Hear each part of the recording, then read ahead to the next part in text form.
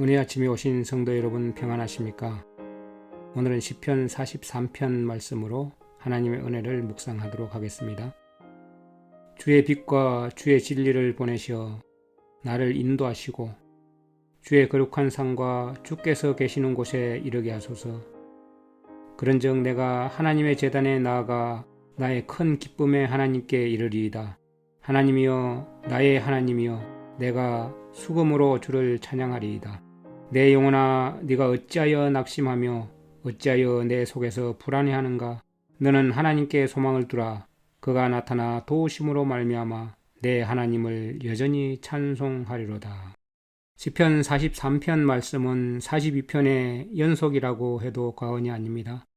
내용이 너무나 비슷하고 주제가 일맥상통합니다. 시편 43편은 표제가 붙어 있지 않습니다. 제2권에서 유일하게 표제가 붙지 않은 시편이 43편이죠. 이 내용은 다윗이 압살롬의 반란군에 쫓겨서 요단 동편 땅을 떠돌아다닐 때 쓴 시라고 생각이 됩니다. 다윗이 예루살렘에서 예배드리고 싶은 강한 소망을 표현하고 있는 내용으로 이루어져 있죠. 그래서 여기서 기도하는 것은 공의롭게 판단해 주셔서 자기를 변호해 달라는 것과 그리고 불의로부터 구원해 달라는 간절한 탄원이 있죠. 하나님이여 나를 판단하시되 경건하지 아니한 나라에 대하여 내 송사를 변호하시며 간사하고 불의한 자에게서 나를 건지소서라고 탄원하고 있습니다.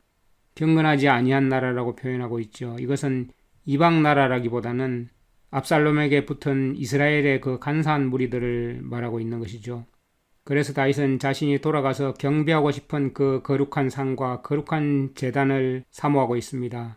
주의 빛과 주의 진리를 보내셔 나를 인도하시고 주의 거룩한 산과 주께서 계시는 곳에 이르게 하소서 이렇게 표현하고 있죠.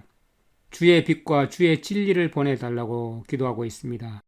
주의 진리, 진리는 에메트죠. 이것은 하나님의 신실하심, 성실하심, 확실하심을 표현할 때 쓰는 단어입니다. 확고하고 진실한 것을 말하는 것이죠. 주님의 빛과 주님의 그 신실하심을 나에게 보내달라고 표현하고 있습니다. 그래서 주님의 거룩한 산과 주께서 서 계신 곳에 이르게 해달라고, 주님의 임재 가운데 나아가게 해달라고 탄원하고 있습니다. 그러면서 내가 하나님의 제단에 나아가 나의 큰 기쁨의 하나님께 이르리다. 하나님이여 나의 하나님이여 내가 하프로 주를 찬양하겠습니다. 악기로 주님을 찬양하겠다고 표현하고 있습니다. 예루살렘의 그 시온산에 있는 다윗성의 그 성막에서 자유롭게 하나님께 경배하면서 하나님을 예배하면서 정말 주님께 찬양하는 것을 목마르게 그리워하고 있는 모습을 하고 있죠.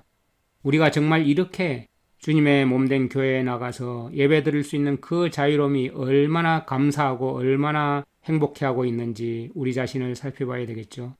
여러분도 주님의 몸된 교회에 가기 위해서 그렇게 갈급했던 경험이 있으십니까?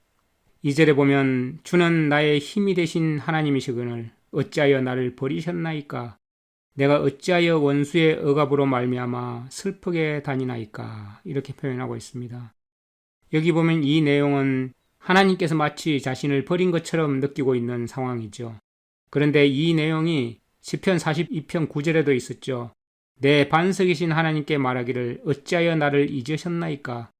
내가 어찌하여 원수의 압제로 말미암아 슬프게 다니나이까 하리로다 라고 표현했었죠. 어찌하여 나를 버리셨나이까? 이러한 탄식이 정말 이 시편을 읽는 모든 사람에게 슬픔으로 다가올 것입니다. 우리도 이 모습을 보면서 동감을 하지 않을 수 없지요.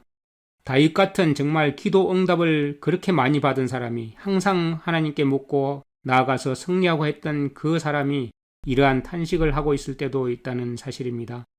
참 이러한 일은 크게 놀랄 만한 일은 아닙니다. 우리는 하나님 앞에 얼마나 연약하고 볼품없는 존재인지요. 죄된 존재인지요. 늘 하나님께 나가지 않으면 안 되는 존재입니다. 이 내용은 예수님께서 마태복음 27장 46절에 하신 말씀과 똑같습니다. 제9시점에 예수께서 크게 소리질러 이르시되 엘리 엘리 라마 사박다니 하시니 이는 곧 나의 하나님 어찌하여 나를 버리셨나이까 하는 뜻이라. 그런데 이 모습은 예수님께서 십자가에서 부르짖은 그 말씀이죠. 예수님은 온 인류의 모든 죄를 다 한 몸에 지시고 마치 하나님 아버지께 버림받은 그런 쓰라린 감정을 느끼셨습니다. 그래서 예수님은 십자가에서 심장이 터져서 숨이 멎으셨죠. 십자가에 달린 사람은 아주 수십 시간 살아있는데 예수님은 수시간도 되지 못해서 이미 잠드셨습니다. 하나님으로부터 끊어지는 경험, 너무나 큰 고통입니다. 하나님께서 나를 버리셨다는 생각만큼 정말 무섭고도 절망적인 상태는 없는 것이죠. 그렇게 생각하면 모든 것이 무너지고 맙니다. 사탄은 어떻게 해서든 우리가 그러한 절망적인 생각에 빠지도록 끊임없이 우리를 유혹하고 모략하죠. 그런데 하나님께서 나를 버리신 것이 아니라 사실은 내가 하나님을 버렸다는 것이 맞겠죠. 압살롬이 반역해서 다윗을 죽이려고 따라다녔던 이유는 무엇이었습니까?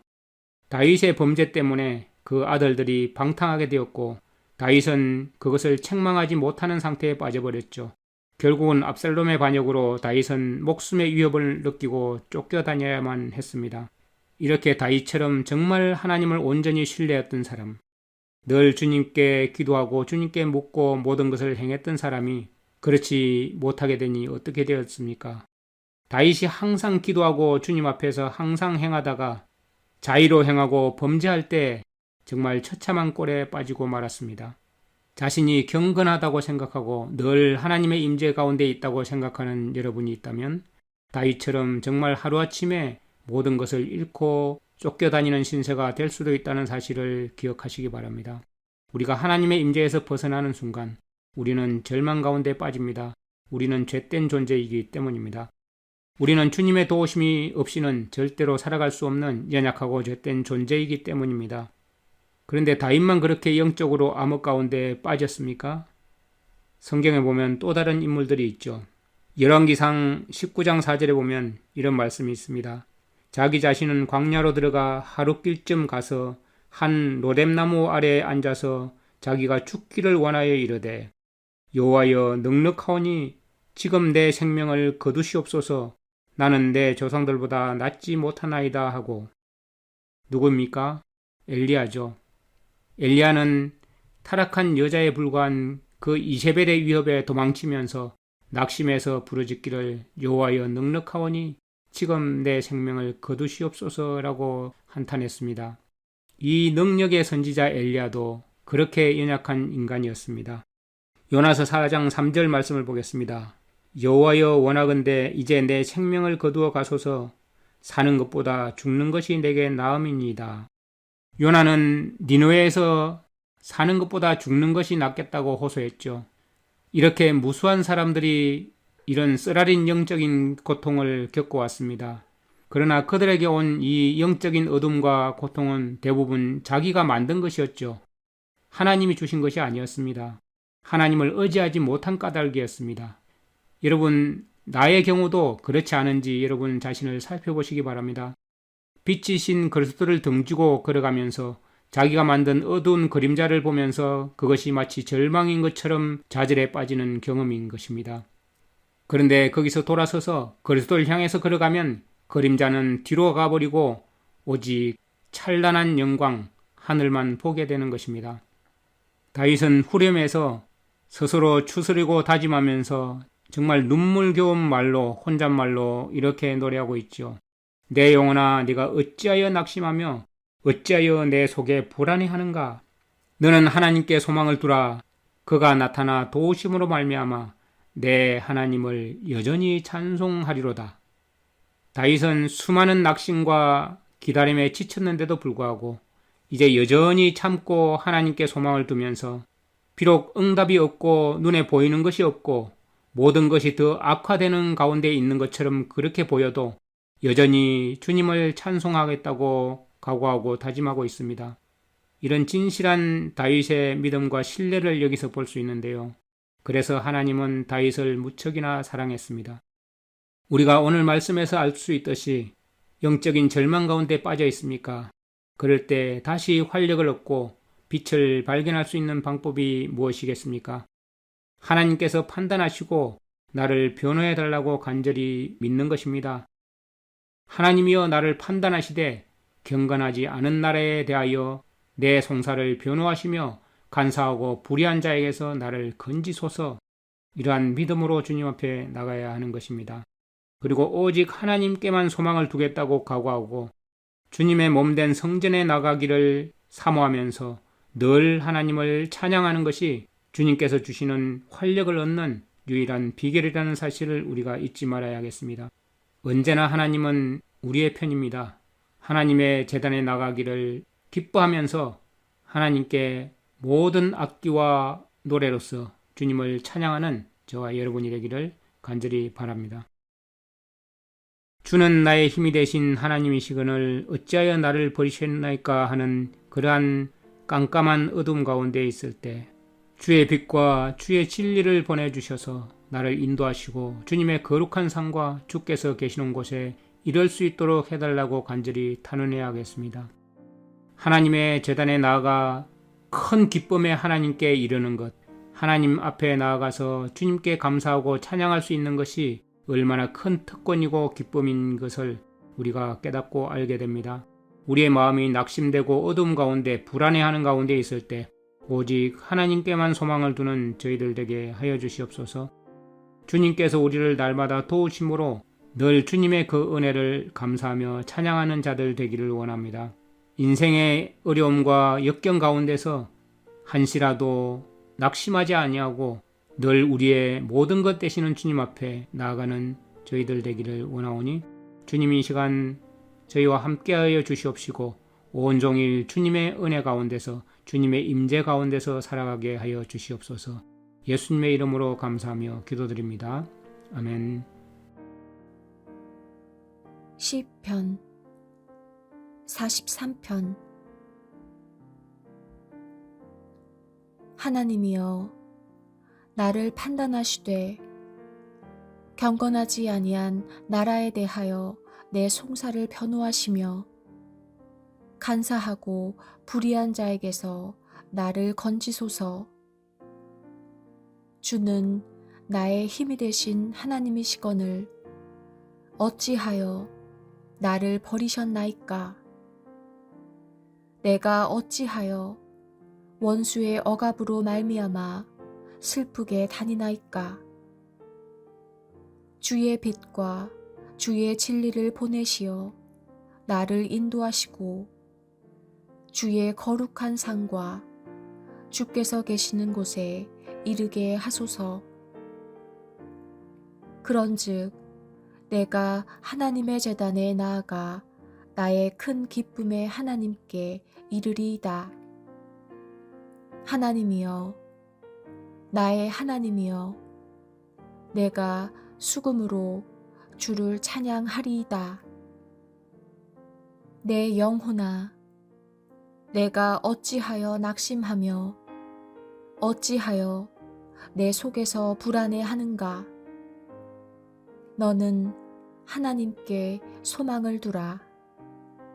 그가 나타나 도우심으로 말미암아 내 하나님을 여전히 찬송하리로다.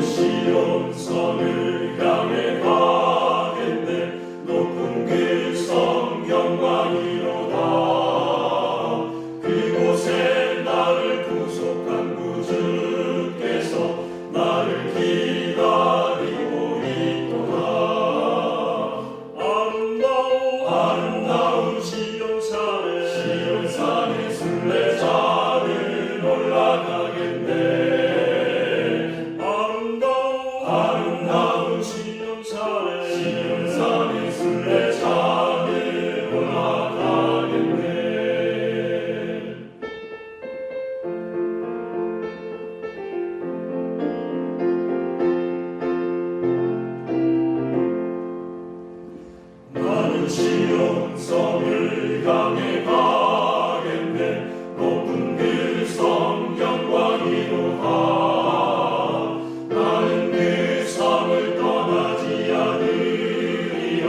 괴로움들 다시 전하.